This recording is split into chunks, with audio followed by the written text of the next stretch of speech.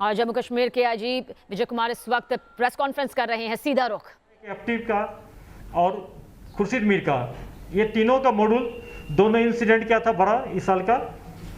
Khurshid Sopore encounter मारा गया, उससे जो हथियार AK-47 रिकवर हुआ था वो हमारे CRPF के जवान का था, उसका नंबर मैच कर गया। उसके बाद आप लोग एक खुद शेयर देखे होंगे कि TRF वाले ने एक वीडियो जारी किया था जिसमें उन्होंने खुद क्लेम किया था कि अबरार एंड कंपनी ने ये एक्शन किया है। आप सारे वीडियो देखे होंगे। हम लोग पुलिस की टीम हमारे DIG अमित कुमार के सुपरविजन में क्लोजली मॉनिटर कर रहे थे। एक स्पेशल टीम बनाए थे, उसके एक मूवमेंट को ट्रैक कर रहे थे। कल मॉर्निंग में वो अबरार वहाँ से निकला था नॉर्थ कश्मीर से, और जो मुस्लिम जो है एक पाकिस्तान टेररिस्ट, दोनों को मिल के एक बहुत बड़ा हादसा दो जगह करना था कल। उससे पहले हम लोग जिस गाड़ी में आ रहा था, हमारे एक स्पेशल नाका के CRPF पुलिस ने उसको पकड़ लिया। पकड़ने के बाद उसको हम लोग थाना में ले गए, इंट्रोगेट किया गया। ये ज्वाइंट इंट्रोगेशन था जिसमें CRP आर्मी पुलिस तीनों विंग मिलके इंट्रोगेट किया। उसके बाद FIR लॉन्च किए, उसमें FIR में उनको पूरा उसको अरेस्ट किए और इंडियन एविडेंस एक्ट 27 सेक्शन के तहत उसको हम लोग फिर जो बोला था कहाँ पर रिकवरी करने के लिए जो कानूनी लीगल है, हम लोग राइफल उनका जो था हथियार रिकवर करने गए थे। हालांकि एक पिस्टल और एक ग्रेनेड पहले रिकवर हो चुका था, और जो घर सस्पेक्टेड हाउस गया था अंदर से फायरिंग आ गया, जिस फायरिंग में हमारे CRPF के एक ऑफिसर 3 लोग टोटल इंजर्ड हो गए और उसको रीइंफोर्समेंट किया गया। CRP आर्मी पुलिस ने कॉर्डन को स्ट्रेंथन कर दिया। फिर इनकाउंटर चलते रहा। फिर दूसरा मिलिटेंट जो था पाकिस्तानी मुस्लिम, वो घर से निकला और अंधाधुंध फायर किया। बाद में इनकाउंटर में कि नदीन अबरार और पाकिस्तानी टेररिस्ट दोनों मारे गए। वहाँ से भी 2 AK-47 मिला है।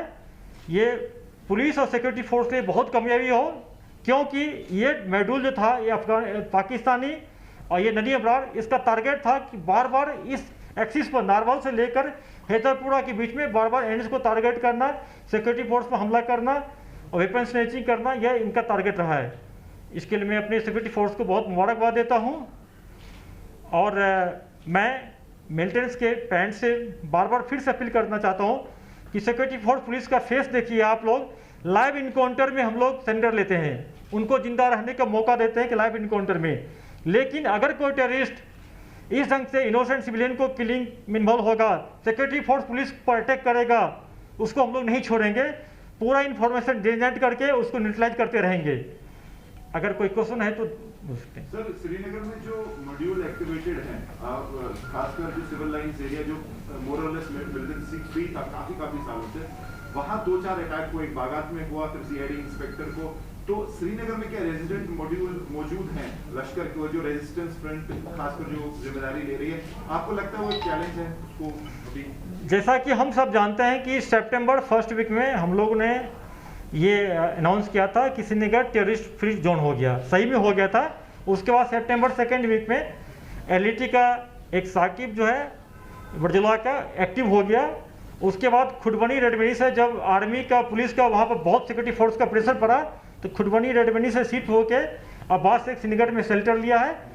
पाकिस्तान के इशारे पर, ISI के इशारे पर यहाँ पर लोकल लड़कों को कुछ 5-6 को एक्टिव किया है, जो अपने को TRF कहते हैं, बल्कि LET के ये टेररिस्ट हैं।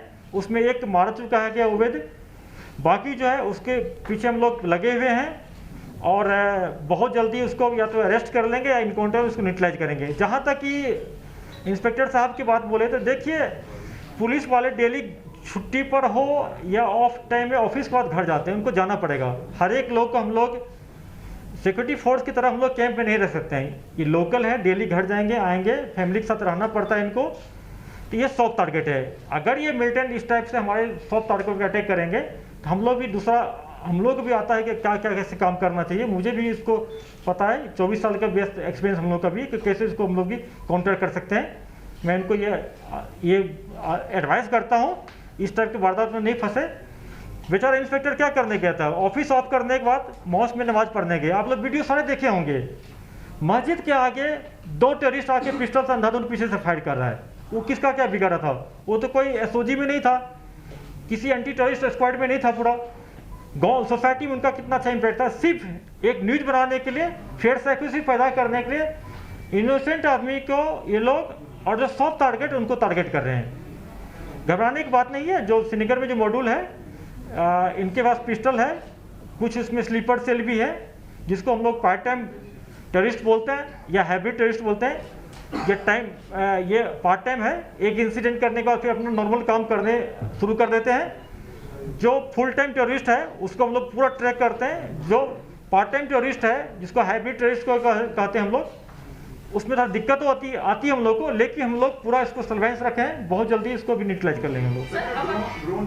ड्रोन थ्रेट जो है, आपने मीटिंग भी ली है उसको लेके, कितना प्रेजेंट और कितना क्लियर थ्रेट है, और क्या आपकी एडवाइजरी, कैसे आप उसको टैकल करने का सोचें? देखिए, इस सिलसिला में परसों हम लोग जाके एक जिसमें army, CRP, air force, BSF, NSG के हर एक लोग के साथ मीटिंग लिए, पूरा तैयारी कर लिए। थ्रेट बहुत सीरियस थ्रेट है, ये टेक्नोलॉजिकल थ्रेट है, इसको टेक्नोलॉजी के थ्रू भी हम लोग रिस्पॉन्स करेंगे, और उसमें हम लोग काफ़ी डिप्लॉयमेंट कर लिए हैं। चूँकि ये स्ट्रेटजिक इम्पोर्टेंस है, हम लोग शेयर नहीं कर सकते हैं पूरा डिटेल में। उसके बाद कल 15 कोर में जीओसी 15 कोर कमांड साहब ने मीटिंग लिए, मैंने अटेंड किया। फर्दर उसको स्ट्रेंथन हम लोग कर रहे हैं, जितने वाइटल इंस्टेंशन है इसको भी, प्लस एलसी पर भी। उसके अलावा आज देखे होंगे, जैसा एक डल के एरिया में एक ड्रोन फ्लाई कर रहा था, उसको पुलिस ने जब्त कर लिया, एफआईआर लॉन्च किया, उसको कार्रवाई कर रहे हैं हम लोग। विजय सर, जम्मू में काफी एक्टिविटी देखी गई है ड्रोन से रिलेटेड, क्या कश्मीर में ऐसा कोई एक्टिविटी है?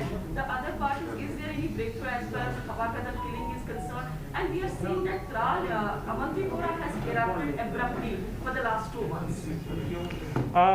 आप बिल्कुल सही बोलते हैं। अब अवंतीपुरा खास करके जो हरिपड़ी गांव बेल्ट है, इसमें ट्रेडिशनली जेएस का काफ़ी इसमें मूवमेंट रहा है शुरू से। 2018 में इसी विलेज में जेएस का टॉप कमांडर आदिल पठान मारा गया था। लास्ट ईयर 25 जनवरी को जेएस का टॉप कमांडर कारी यासिर पाकिस्तानी मारा गया था। सिर्फ लोगों के दिखाने के लिए कोई सोर्स है, मुखबिर टैग करके ये अपनी कमजोरी छिपाना चाहते हैं, टारगेट कर रहे हैं।